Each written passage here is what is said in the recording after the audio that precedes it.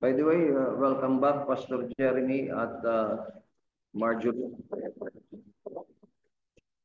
Sila po'y dumating kagabi. Sinundo namin. Verse number 5. Basahin natin sabay-sabay hanggang verse number 7. Begin.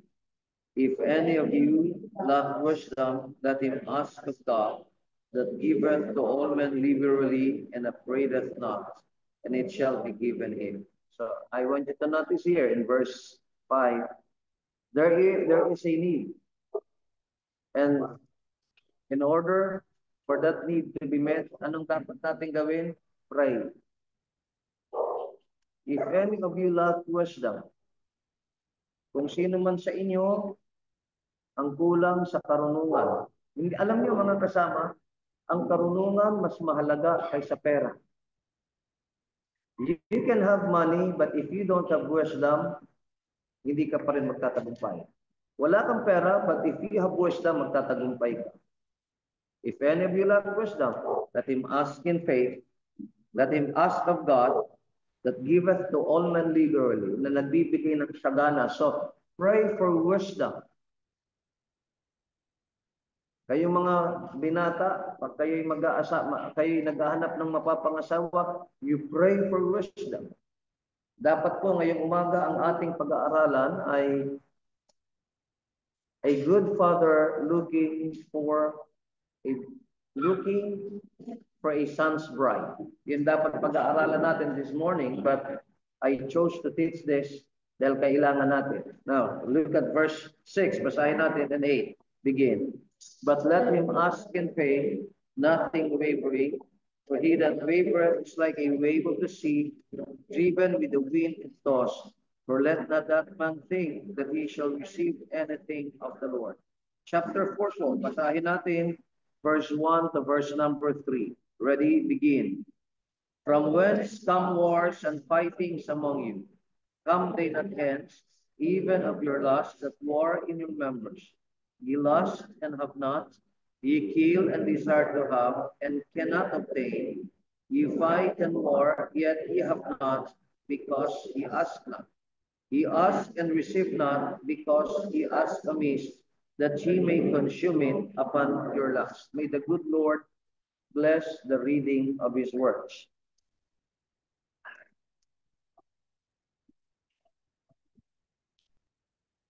Dali lang po. Just a minute.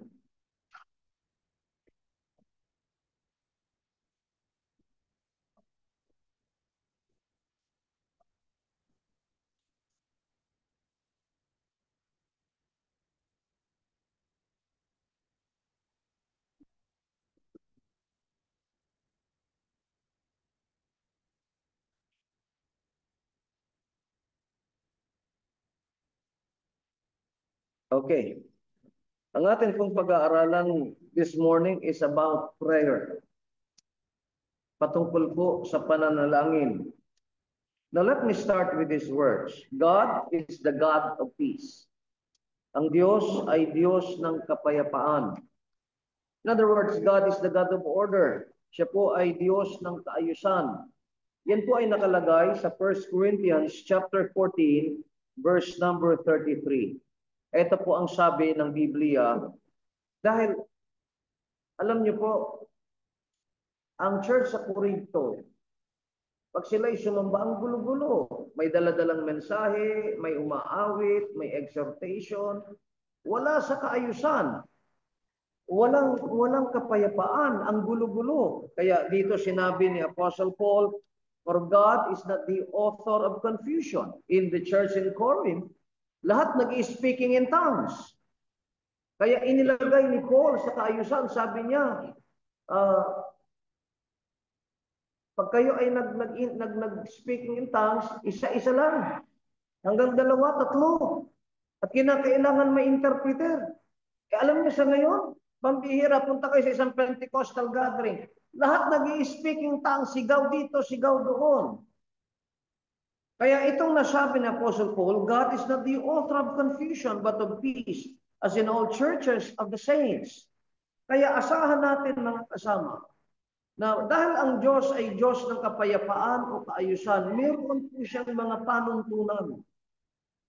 Ang isang bahay na walang sistema, pag gutom ka, kuha ka dyan sa pantry o dyan sa cabinet, kuha ka ng dilata dyan. Alam na niyo mga kapatid, kahit na libo-libo ang pinamili mo, kung walang disiplina ang mga miyembro ng pamilya, hindi sasapat ang inyong supply. Supposedly, sabi natin na itong supply na ito, it should last for 15 days. So from 1 to 15, 16 to 30. Nakaplano yan. Pero pag walang sistema, walang disiplina ang mga miyembro ng pamilya, ubos yan. Kaya po, sa aming bahay, meron talaga akong patakaran. Pag kumain kami sabay-sabay. It is seldom na kumakain ng kanya-kanya. Kasi kaya ko rin nire-require yun sapagkat ang sama-samang pagkain, yan yung panahon na may fellowship kayo. Sa Bible kasi, ang fellowship is during dinner or meal time. That's the best time. You can sit together face to face. You can observe the demeanor, yung asal, yung pagkilos, yung boses maririnig mo. Oh, isa pa matipid yun kasi sabay-sabay kayo, di ba? Oh, pag si Reden, pinaunan ninyo yan, magsasaing ka ulit. Sistema, disiplina. There must be discipline in the family. Ganun din po sa buhay Kristiyano. Now, if God is the God of order, expect this. God in the Bible provides guidelines for receiving answers to our prayers. Alam ba ninyo mga kasama, that prayer is one of the most powerful privilege na ibinigay sa atin ng Panginoon. Isa sa pinakamakapangyarihang gawain na ibinigay sa atin ng Panginoon. Can you imagine? Sinabi ng ating Panginoon, ask and it shall be given you. And who said that? It's the Lord Jesus Christ who presented himself as the truth. Humingi. It is the most powerful activity na ipinagagawa sa atin ng Panginoon. Pero tandaan ninyo, because God is the God of order, meron pong guidelines for receiving answers to our prayers. At yan ang ating pag-aaralan. This is so basic, but never outgrow the basic. Kasi foundational po yan. Pag inyong nilabag itong basic na ito, pundasyon ito, pag nilabag ninyo ang pundasyon, pag nasira ang pundasyon, wala nang itatayo ang bahay. Nakikita ko yung mga alam niyo ho, dati pangarap ko na may bahay ako yung bahay sa tabing dagat. Ilang hakbang lamang beach, dagat na. Harap, beach, may beach front ka. Pinapangarap ko, alam niyo sa Amerika, sinasabi sa akin nila ng mga kaibigan ko Amerikano, pag ang bahay mo nasa tabing ilog, that is a very expensive property. Pero sa mga pangyayari ngayon, kung totoo talaga ang climate change, tandaan nyo, itong bagyong dinaranas natin, hindi po ito exclusive sa Pilipinas. It is all over the world. Alam niyo, tandaan niyo yung mga kasama, ang gagamitin ng Diyos para gunawin ang mundo, natural calamities. We are in the last days.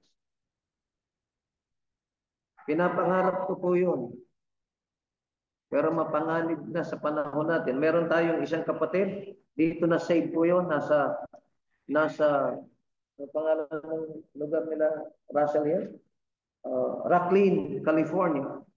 Ang Rocklin, California, that's just outside of Sacramento, the capital of California.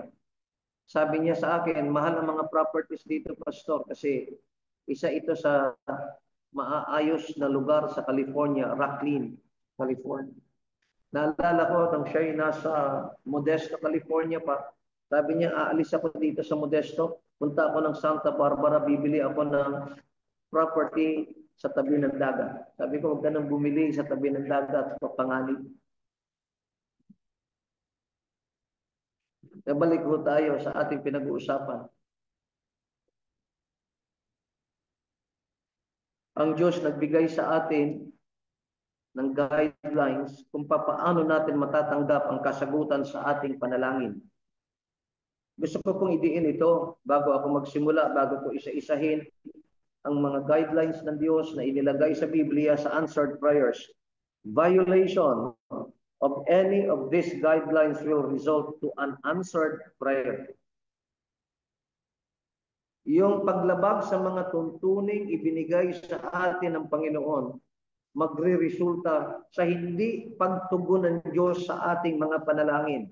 So, better listen carefully, makinig tayo ng mabuti, huwag maglalaro ang inyong isip, matanda man at bata, tingnan natin ang mga anong tuntunin ng Panginoon, huwag lamang makinig, tandaan natin ang mga tuntunin ito, and then when we go on prayer, consider all of these guidelines. Number 1, here is the first one. When we pray, we are to ask in faith. Pag tayo po ay nanalangin, manalangin po tayo na mayroong pananampalataya. Pakinggan po ninyo ano pong ibig sabihin dito na we should ask in faith. Look at Mark 11 verse 24. Sabi rito ng ating Panginoon, therefore I say unto you, what things soever ye desire, when ye pray, believe that you receive them, and ye shall have them. Pansinin po ninyo, ilang sa mahalagang salita rito. Number 1 is the word desire. Anong bagay na iyong ninanais? Meron ba tayong ninanais? Hindi ho masama, magkaroon tayo ng mga desires. Pero pag may desire ka, anong susunod mong gagawin? Pray about it. Ipag-pray mo. Kasama ako ng mga kabataan na mag-e-exam. Nasaan ba si General Torre? Hindi mo kasama, Sister Allen? Okay. When you pray, kasama niyo akong nananalangin, Lord, makapasa si Luis. Ngayon, bakit hindi nakakapasa? Ako hindi naniniwala dahil bobo. Mamaya, lalalim tayo ng lalalim. Kailangan manalangin tayo. Ngayon, pag nanalangin tayo, believe that you receive them. Manampalataya tayo na atin silang matatanggap, yung ating mga hinihiling. And ye shall have them. Kaya pag nag-pray tayo, seryoso tayo. Kausap natin ang Diyos eh. Sinabi niya, ask, and ye shall receive. Humingi ka, yung tatanggapin. So kinakailangan may pananampalataya. James chapter 1, verse 6 and 7, sa verse number 5, nabasa na natin kanina, if any of you lack wisdom, primary thing yan. Kailangan natin yan. Yan ang pangunahing kailangan ng isang tao, ang karunungan. Ang karunungan, pag may karunungan ka, alam mo ano ang mabuti sa masama, this is the most basic thing about wisdom. You have the ability to distinguish what is good from evil, what is right from wrong. And by the way, it's not your mind ang siyang referensya sa pagsusuri kung anong mabuti at masama, ano ang tama at mali. Alam nyo kung anong referensya natin? Ang Diyos at ang kanyang salita. Huwag tayong maging matalino sa sarili nating pag-iisip o sa ating sariling paningin.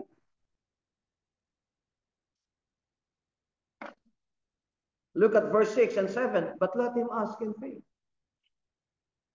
Humingi siya sa pananampalataya na may pananampalataya. Nothing wavering, hindi ka nagdududa, hindi ka parang umuugoy-ugoy, for he that wavereth is like a wave of the sea driven with the wind and tossed. Look at verse 7. Anong maaasahan ng isang tao na may hiniling pero mayroong pagdududa?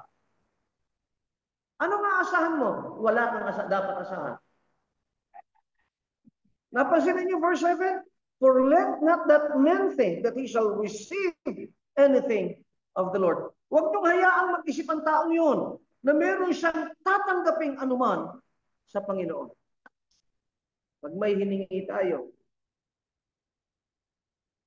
Kaya nga, ang panalangin nakabase natin. Isang mahalaga din na tukuyin natin kung tama ba ang ating puso. Kasi alam niyo, makinig kayo na maigi, Nagpapasalamat ako na maraming prayer ang hindi tinugon ng Diyos na aking hiningi. Looking back, thank you, Lord. I'll give you one example. Naaawa ako kay Jeremy at kay Joshua nung sila'y nasa kabanatuan. Ngayon, pumunta ho ako dyan sa kasa ng Nissan dahil may nakapagsabi sa akin, no down payment. Ano ba yung kotse na yan? Ha? Almera. Naalala mo yun, brother, alam mo yun, brother Ronnie? Almira, yung maliit na sedan. Sige ninyo, nag-apply ho kami. Yun hong ahente na humawak sa amin, ang daming bangko na inaplayan, denied ako. Siyempre, medyo nalungkot ako kasi gusto ko nga may magamit para hindi na sila ginagabi masyado. Alam niyo, pag sasakay ng bus, ang tagal-tagal. So, I was hoping to buy a car para magamit sa kabanatuan ni Jeremy at ni Joshua at that time. Pero I was denied. Lumipas ang 1 taon o 2 taon. Na-appreciate ko kung bakit hindi ko nabili yan. Kung nabili ko yun, yun ang kotse ni Jeremy. Very limited. Hindi mo pwedeng dalhin. Pwede siguro, pero kawawa. Dalhin mo ba sa probinsya yun? Yung kanyang sasakyan, by the way, sasakyan ni Jeremy, matanda ho ang kotse ko dyan ng 2 taon. Brother Ronnie, halos pantay na. O baka nga, sobrang na sa akin eh. Yung tinakbo. Bakit? Kasi layo eh. Layo ng binabiyay. Dati, nasa Cabanatuan, tapos ngayon nasa San Carlos, ay layo pa ng binabiyahin. Pero the lesson here is this. Kung hindi man tinugon ng Diyos ang ating panalangin, because God knows what is best for us, mamaya po idudugtong ko po yan. Let not that man think that he shall receive anything of the Lord. Anong kalaban ng faith? Pagdududa. Hindi nga faithlessness eh. Ang dapat mga kasama, hati yan. May paniniwala at mayroong pagdududa. O hindi na paniniwala at hindi paniniwala, yan ang duda. It's not entirely hindi ka naniniwala. Duda ka lang. Sinasabi ng Panginoon, for let not that man think that he shall receive anything of the Lord. Huwag iisipin ng taong yan. Huwag niyong hayaan yung taong yung mag-isip na may tatanggapin siyang anumang bagay sa Panginoon. Let's build our lives through prayer and the Word. Okay? Alam niyo, ang katotohanan ay ganito, everything that a Christian experiences ay bunga ng pananalangin.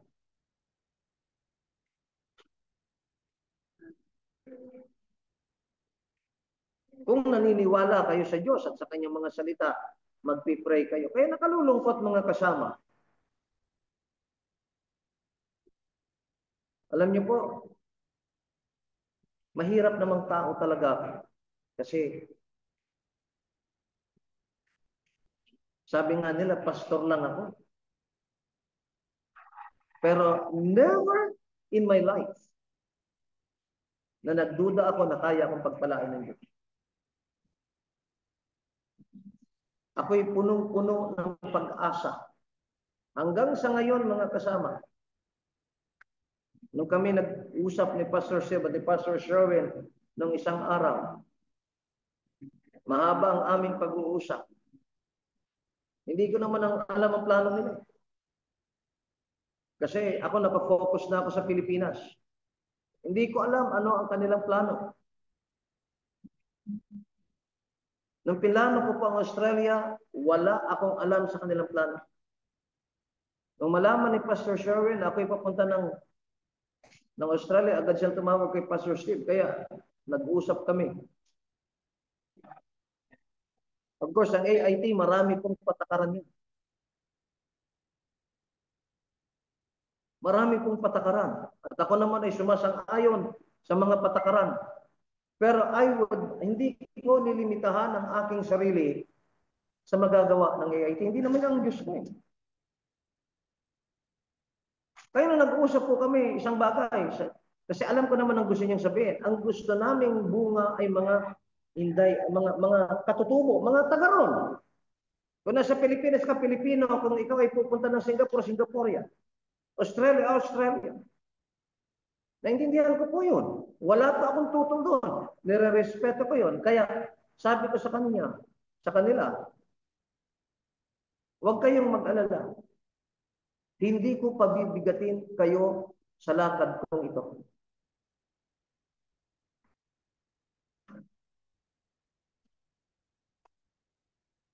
Alam niyo bakit? Sapagkat pag sa tao ako nagtiwala, mga kasama, maliliit ka na. Hindi ko ako rebelde.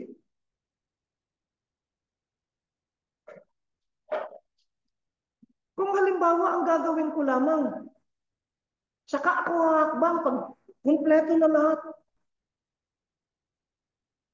Nasaan ang pananampalataya mo? Ang pananampalataya hindi para sa sigurista. Ang sigurista ay lumalakad ayon sa paningin. Pero sabi ng Bible, let us not walk by sight, let us walk by faith, not by sight. Ako sinasabi ko kagabi sa mga kina Jeremy, nagkukwentuhan kami, sinasabi ko kay Sister Mariel, na ito yung biyahe na kailangan ko talagang magtiwalang lubos sa Panginoon. Pero sabi ko, hindi lang naman yan ang pagkakataon na humakbang ako na, halimbawa, unang punta ko sa Singapore, talagang mga kasama. Itaktak mo man ako, wala talagang perang mahuhulog sa bulsa ko. Wala akong pera. Pumunta ako ng Singapore, kami ni Pastor Sherwin. As in, wala. Kaya yung isang matanda na po ngayon yun, siyempre, 2006 pa po ito kinukwento ko, 2005 eh. 2006. Yung Takashya Maya na mall, napakagandang mall po noon. Alam niyo, naglakad ho ako doon. Sabi ko sana dumating ang panahon. Pag naglakad ako dito, sa susunod, kaya kong bumili ng t-shirt. Walang-wala. As in, wala.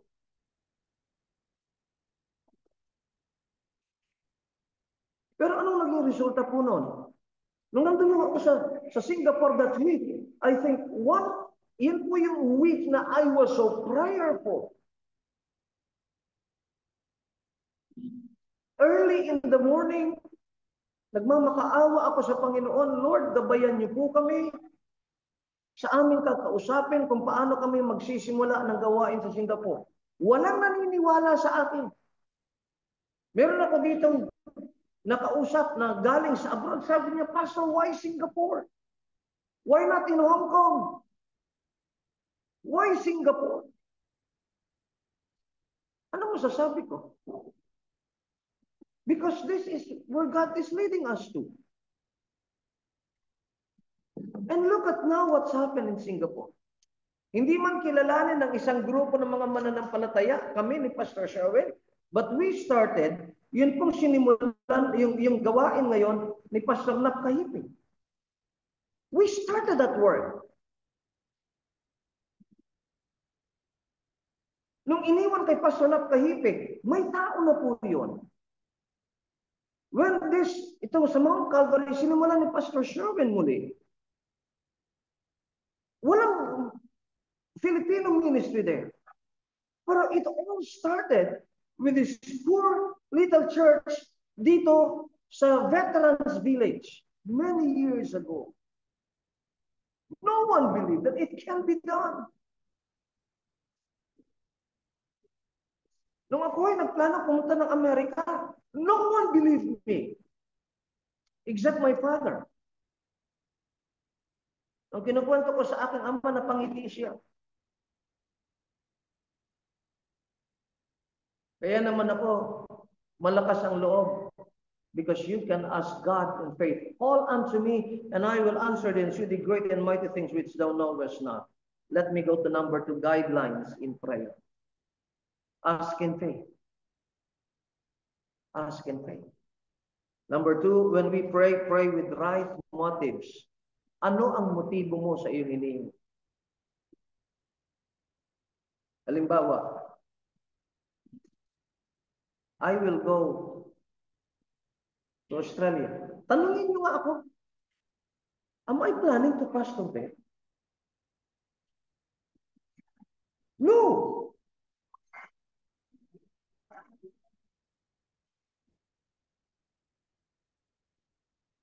In the long run, will I benefit from that ministry? No. Sana kung ako'y pupunta doon, at ang aking pakay, ipopwesto ko sarili ko at iwan ko kayo, siguro pwede niyo pang tanungin ako, si pastor naghahanap ng greener pasture. No, I'm not. Alam niyo saan ang greener pasture sa Kristiyano? Hindi sa Amerika, hindi sa Australia, hindi sa Europa, hindi sa Singapore, o sa anumang bansa. Ang greener pasture, ang mas luntiang pastulan para sa Kristiyano, hindi ang mayayamang bansa, kundi ang kalooban ng Diyos. Kahit mahirap na bansa, kung ikaw ay nasa kalooban ng Diyos, that is our greener pasture. Kaya kahapon, kausap ko si Pastor Sherwin. Sabi ko, Pastor Sherwin, kung talagang gusto mo sa Melbourne, you've got to come to Melbourne. Bisitahin mang Melbourne. You need to see it and feel it.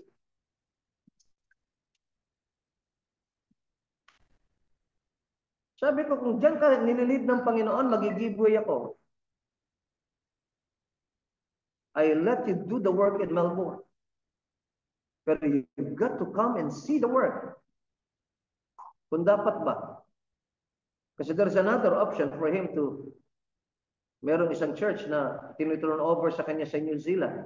Pero sabi ko sa kanya kahapon, sabi ko, kung gusto mo ng tao, mag-Melbourne ka. Kung gusto mo ng tupa, New Zealand ka. Ano, Reden? Tama, di ba? Sa New Zealand, mas marami ang tupa doon, sheep, kaysa tao. At kahit na yung pastor na nanggaling doon, na nag-encourage kay Sharon, nasa Melbourne na ngayon, sinasabi, walang tao ron. Maraming pastor na Pilipino doon, walang tao. Sabi ko, kung gusto mo talaga ng ministry, go to Melbourne. Step aside ako. You do the work. What is your motive? Halimbawa, si Onyo, ano gusto mo sa choir? Good or bad? Good performance, right? But what is your motive? To get the glory to yourself? Kayo maawi sa choir. Why do you aspire to sing well? Yan ang ibig sabihin dito when we pray with right motives. Look at verse number 3. Ito nakalagay, you ask and receive not. Ito humingi. May pananampalataya naman, pero hindi tumanggap. So it's not just faith ang kailangan sa pananalangin. Are you listening? So we accuse God of being unfaithful sapagkat hindi tinugon ang ating panalangin. But again, let me go to the principle kanina. Violation of any of these guidelines will result to unanswered prayers. Pag nilabag natin ang isa sa mga panuntunang ito, hindi sasagutin ng Diyos ang ating panalangin. In the first part, you ask in faith. But the question is your motive right? Ang motibo mo ba ay tama? Now listen, look at verse number 3. You ask and receive not. Why? Because you ask amiss that you may consume it upon your lusts. Sa Tagalog, may Tagalog akong nilagay dyan. At kung humihingi naman kayo, wala kayong natatanggap dahil humihingi kayo ng may masamang motibo para mapagbigyan ang sarili ninyong kasiyahan. Anong motibo?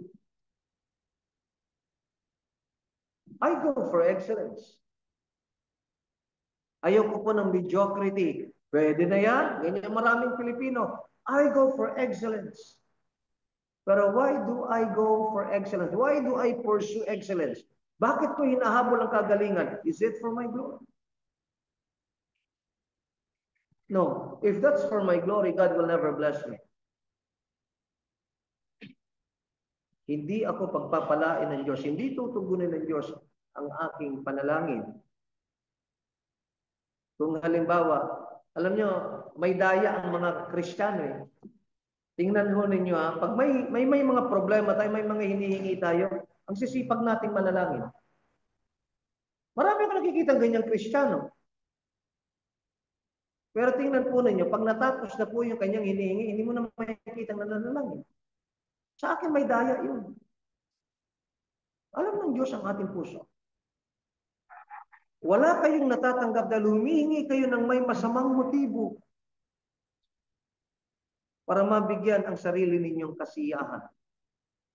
That's the second guideline sa panalangin. Pray with right motives. Anong tamang motibo? For the glory of God. Go to 1 Corinthians 10:31. Basahin natin lahat. 1 Corinthians 10:31.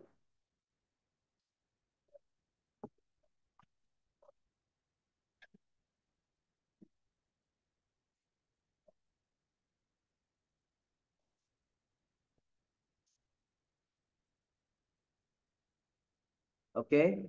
Are you there? Basahin natin, begin. Whether therefore you eat or drink or whatsoever you do all to the glory. Kumain man tayo o uminom o anumang ginagawa natin, gawin natin tungo sa kaluwalhatian ng Diyos. Pinaglinis ka, Mundrex, ng tita mo. Patawag mo kay Grace. Tita, mami, ano? Ha? Okay, pinaglinis ka ni tita. Hindi lamang dapat ang kamay mo ang kikilos. Pati ang puso mo ay masayang gumagawa. Hindi ka nagmamaktol sa iyong puso. Dahil ang sabi ng Biblia, ano mang gagawin natin? Do all to the glory of God. Bisita natin si San Mark noong nakarang linggo, di ba? 2 linggo na pala dumadalo yan. Okay?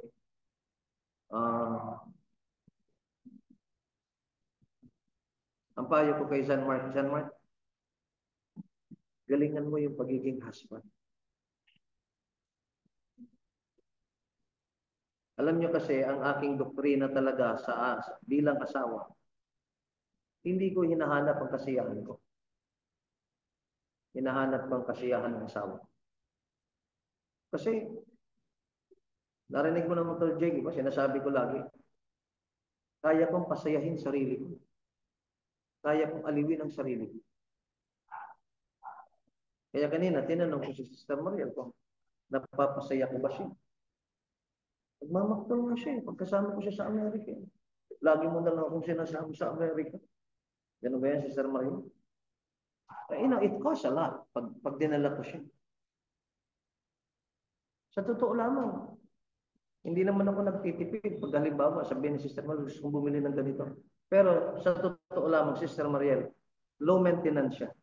Damulong ka, buhay na. Hindi siya demanding.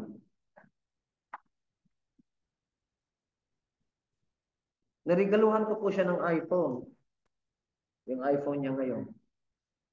Gusto niya pa yung luma niya talaga. Ano ba dati mong cellphone, Mariel? Hindi ko maalala. Meron kami, alam, sabihin niyo, si Pastor Maluho yan. Alam niyo, meron kaming cellphone dati ni Mariel. Yung napaka-basic na Samsung na rubber ang harapan. Tama? Naalala ninyo? Alam niyo yung rubber na yun, nawasak namin yun. Ganon kami kahirap. Naalala mo yun? Ako muna gumamit nun. Yung Samsung na maliit, na talagang text, call and text ka lang.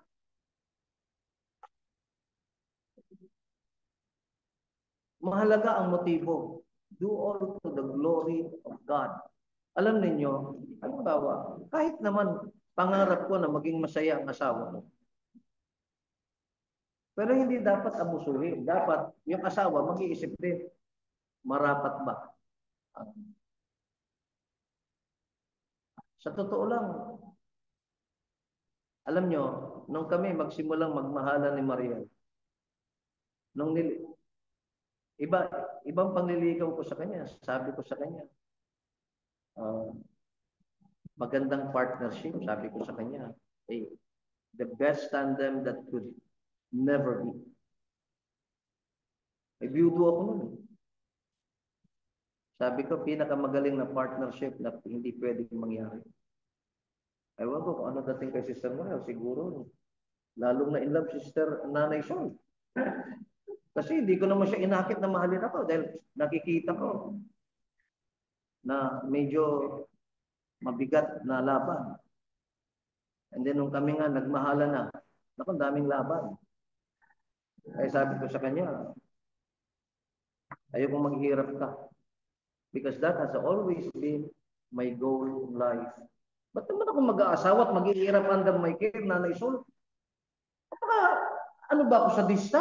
Kaya, kayong mga lalaki, ikaw, Jordan, siya, pag nag-asawa ka, Brad, at nakikita ko, naku, magiging pulubi itong babae ko sa buhay ko, isama sa buhay mo. Tama? Tama ba, Earth? Ba't ka naman kukuha ng babae? Magsasama ka na maghihirap lang under your care.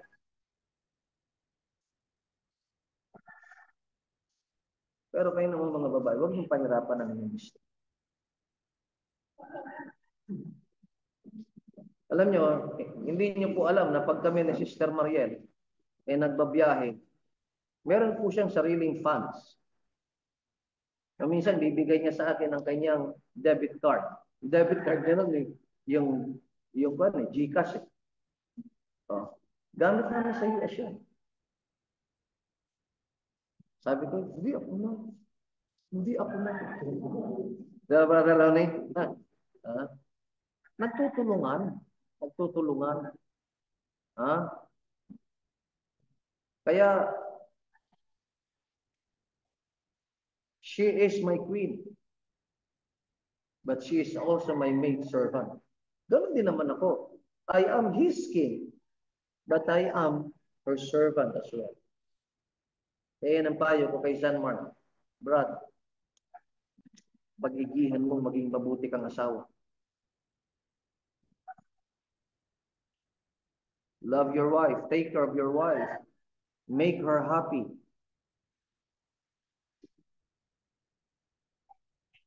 Okay, let me go to number 3. When we pray, we are to pray according to His will. When we pray, we are to pray according to His will. Kung mananalangin po tayo, manalangin tayo ng ayon sa kanyang kalooban. 1 John 5:14. This is the confidence that we have in Him. Ito ang ating katiyakan na meron sa Kanya. That if we ask anything according to His will, He heareth us. Kung hihingi tayo ng anumang bagay, ayon sa Kanyang kalooban.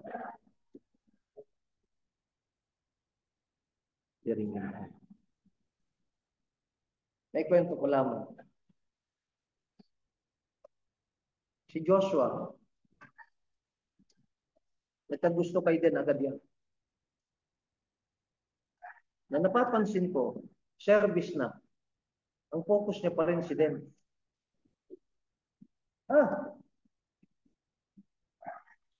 Alam niyo ba, dalawa sa Itay, pinitsarahan ko yan. Dahil pinitsarahan ko si Josh. Ano ka ba, titigil ka? Oras ng pagsamba, kung ano ang pinag-iisip mo.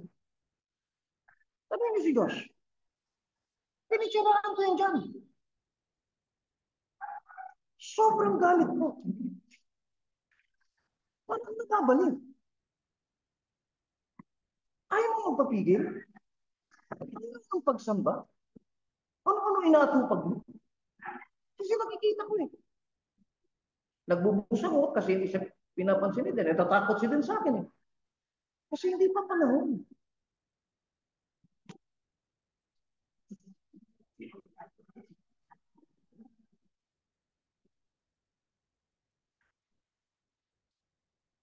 Buti si Joshua, simula nun, sumunod na siya sa patakaran.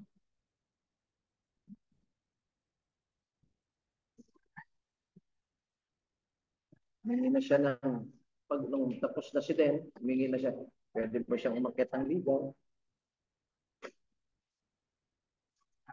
Pinakamahirap ata nung nakutsaba nga si Maril, nung kwan eh. Nung mamamanhikan eh. Ako pa ata nagpakain, namanikan, ako pa nagpakain, ba naman yun? Pero of course, hindi ko naman na-require yun kasi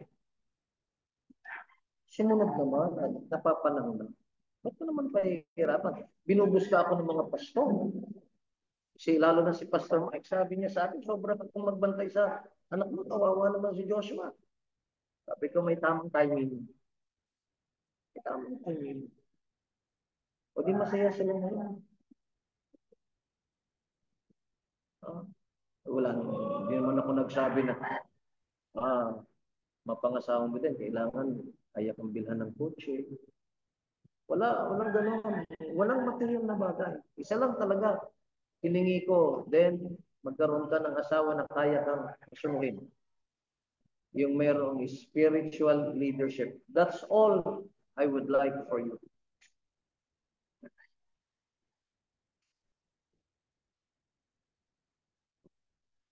Well,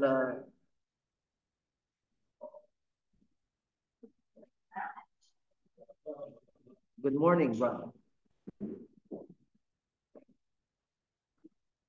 Hindi ko alam kung ang napipisil ko talaga na isugo ay si Joshua. Accident sa Australia. Kung kalooban ng Diyos. Kung kalooban ng Diyos.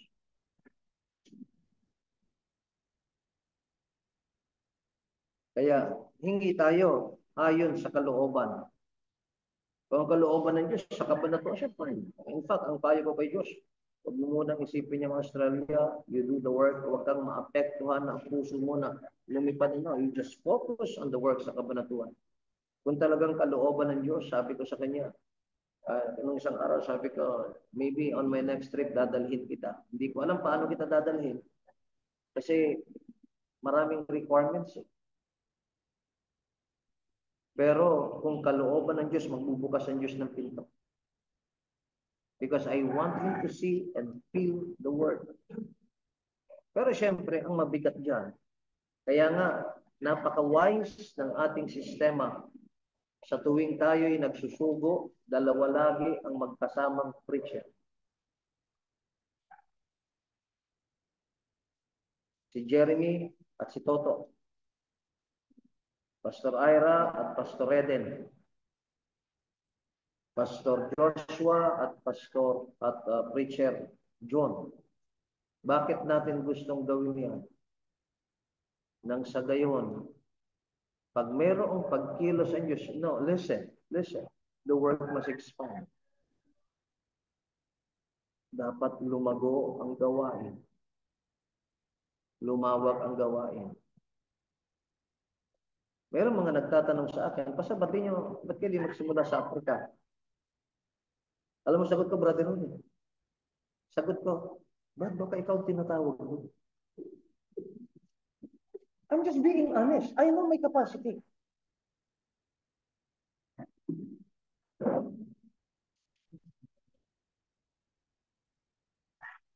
Pero kung halimbawa, buksan na Diyos ang aking isip, padala ka ng manggagawa sa kwan. Handa si Reden eh.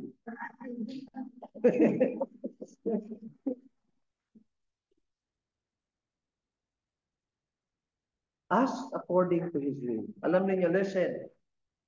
Brother June, Sister Allen, ako naniniwala, you have a good son. Yeah. Alam niyo si Luis, di ba nakakasama ko siya itong mga nakaraan, nakita ko ang kababa ang loob ng inyo. At sa tingin ko, matalino ang inyong anak. Huwag kayong madi-discourage. At sinasabi ko rin naman kay Luis, kung hindi ka man makapasa, hindi dahil bobo ka. Alam niyo yun kasi masakit dun eh. Di ba? Pag hindi nakapasa, iniisip natin, bobo. Hindi kaya dahil hindi ayon sa kalooban ng Diyos. Alam niyo si Jeremy dati, ang gusto ng mami niya, magsundalo siya. Aba sabi ko, ayoko. Kasi ang lolo ni Jeremy ay sundalo sa mother side. Veterano. Ba't ayaw mo? Paras namang mamamatay. Oo, paras mamamatay. Kung ang anak ko, doktor, o versus sundalo, pag yan ay pumunta sa gera pupuntang patayan. Di ba, Brother Ronnie? Patayan kami. Eh, pag doktor, buhayan. Oh, basta kung ako tatanungin mo, ayoko magsundalo, anak ko. Patayan ang pupuntaan yan. Alam niyo, nung una kong nakuha ang baril na binili ko, mixed emotion ako. Matagal ko nang di hinawakan ng mga baril ko. Nung hinawakan ko, Brother Ronnie, sabi ko, nasa kamay ko ngayon, ano bang gamit nito? Hindi mo ito pwedeng gamitin panglaban. Ano gagawin ng palu-palo? Gumagamit naman kayo ng palu-palo? Di ba? Nung unang panahon, Nanay Sol, gumagamit ng palu-palo. Ikaw ba, Grace, gumagamit ng palu-palo dati? Hindi ka na gumagamit. Palagay ko, tinatapakan. Tinatalong mo lang talaga ito. Ha? Ay, mapalo-palo. Anong hawak ko yung una kong baril? Sabi ko, gamit ito ng pamatay.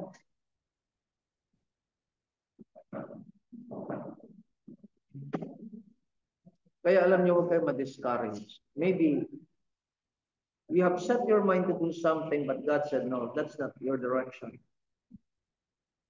This is my direction for you. I'll go to number. So when we pray, we are to pray according to His will.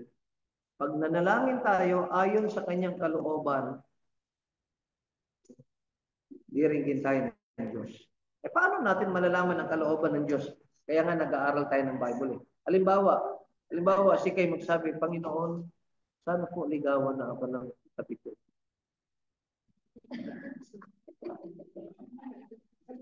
Hindi, huwag mong tingnan siguro. Hindi, sa eskwela, di ba?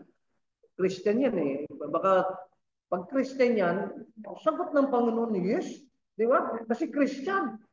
Pero pag hindi naman Christian, kahit ba naman kamukha ni Alden Richards yan. Di ba? Pagpipray mo pa ba yun? Oh. Lord, i-bless niyo po. May outing po kami. Araw ng pagsamba, syempre mahihirap. Hindi tutugon ng Diyos. Pag kayo lumabas na panahon ng pagsamba, magsusulo tayo according to His will. I'll go to number 4. Konti na lang po, dalawa na lang. When we pray, confess your sins to God. Pag nanalangin ho tayo, kinakailangan malinis tayo. Kaya bahagi sa ating pananalangin ang pagsisisi. Yan po ang nakalagay sa Psalm 66, verse 18. If I regard iniquity in my heart, the Lord will not hear me. Alam niyo yung salitang regard, sa ibang version po, ginamit dito, cherish. If I cherish sin in my heart, the Lord will not hear me. Ano ba ibig sabihin ng cherish? Now, the word regard means to cherish. To cherish means to protect and care lovingly. Di ba pag may cherish ka? Iniingatan mo lovingly or to hold dear. Sipin mo yung kasalanan mo, iniingatan mo. Meron bang kasalanan iniingatan? Marami. Kaya kailangan natin 1 John 1:9. Ano nakalagay doon? Can you read that verse? Ready, go. Okay. Open your Bibles. 1 John 1:9.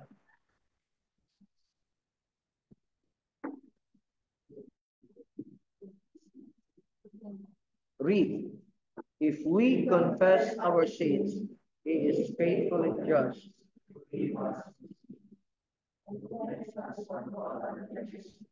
Okay, confess natin ang ating kasalanan. Alam niyo, pag Christian ka, alam mo sa Bible kung anong kasalanan, at ang Holy Spirit nagpapaalala rin sa atin na kasalanan. Alam niyo sa tuwing nagtatagumpay ako sa kasalanan, Brother Ronnie, salamat ako sa iyo. Salamat. Salamat, Panginoon. Lastly, when we pray, we are to be in. Okay, mali yan, we are to be in right. We are to be in. Baguhin mo yung being right. We are to be in a right relationship with others. Dapat po tayo ay nasa tamang relasyon sa Panginoon, sa iba. We are to be in right relationship with others. Bakit hindi tinugon ng Diyos ang ating panalangin? Basahin nga po natin. Dumako na tayo, Brad, doon sa, sige, basahin natin yung James kasi this is an analysis bakit nag-aaway-away tayo. From whence come wars and fightings among you? Come they not hence even of your lust that war in your members? Ba't ba tayo nag-aaway-away? Dahil sa ating, meron tayong mga pagnanasa, meron tayong mga gusto. Nag-aagawan tayo sa ating gusto. Meron tayong pride in Proverbs 13 verse 10. Only by pride cometh contention. So yun yung last na binabanggit. Can you go to Mark 11, 25 and 26? And when you stand praying, that is the most common prayer position ng mga Hudyo ay nakatayo. Ang pinaka-intense na position ng prayer pag sila ay nakaluhod.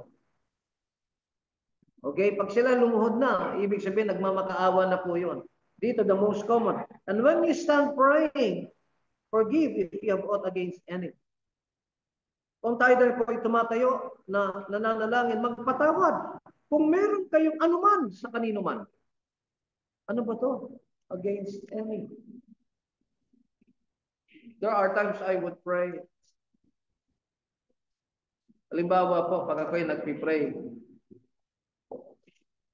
kagaya kanina, sabi ko, Panginoon, kung meron akong prejudice, ano ba Tagalog ng prejudice na Nelson?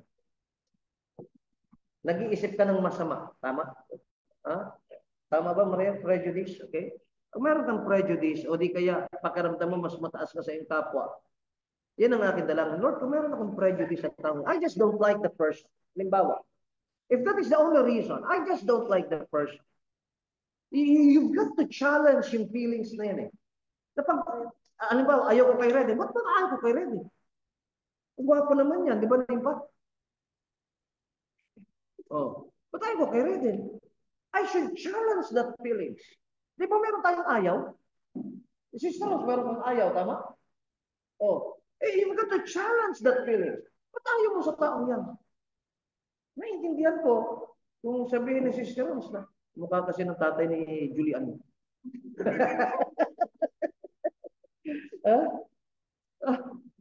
Pero you've got to challenge that feelings. Kasi masama kasi yung ayaw mo sa tao.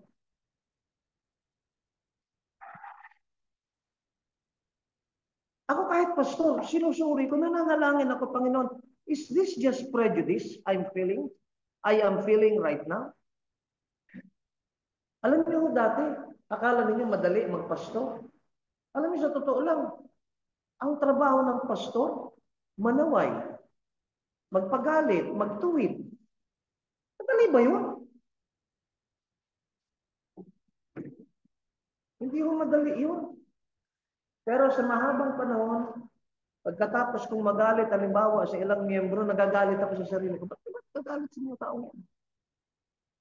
Paglipas ng panahon, it was God leading me to that situation. Hindi ko gusto, pero teka, dapat ka nang magalit.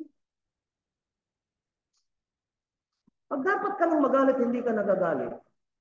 Alam mo sa totoo lang nangyayari sa mga maraming pastor ngayon? Barkadahan. Hindi nagsasawayan. Ano nangyayari sa kapastoran? 'Di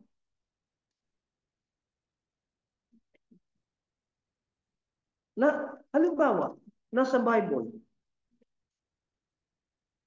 si Reden Lasengdo, sabi sa Bible, not given to wine ang pastor. Anong gagawin ko? Sige nga, Jake. Jake, ikaw, karpintero ka. Di ba may hulog? Anong purpose ng hulog? Para matuwid. Nakita mo, ang ginawa ni Reden, balik-balik ko. Anong gagawin mo? Babayaan mo lang? Di ba sasabihin, ulitin mo yan. Di bali nang mapagod tayo. Baguhin mo yan. And it takes courage to do that. Gusto natin ng matino. Hayaan natin masunod ang Biblia.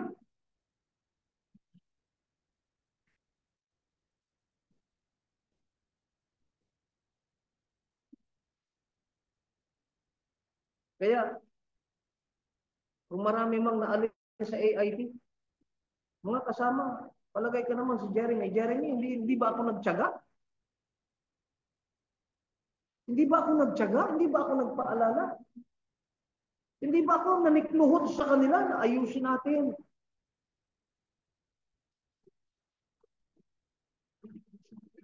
When you pray, if you have ought against any, very all-inclusive ito.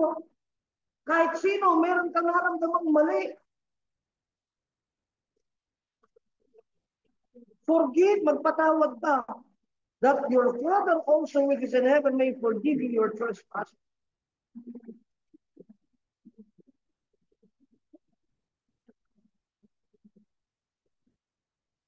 Magpatawad ka. Talagay ko, kung kayo nalagay sa kalagayan doon, inatake, kaliwat kanan, baka nagwala kayo. Pero there are times, hanggang sa ngayon, lahat po ng ebidensya namin kompleto pa. Anytime. In fact, some 2 weeks ago, I was thinking of getting legal counsel.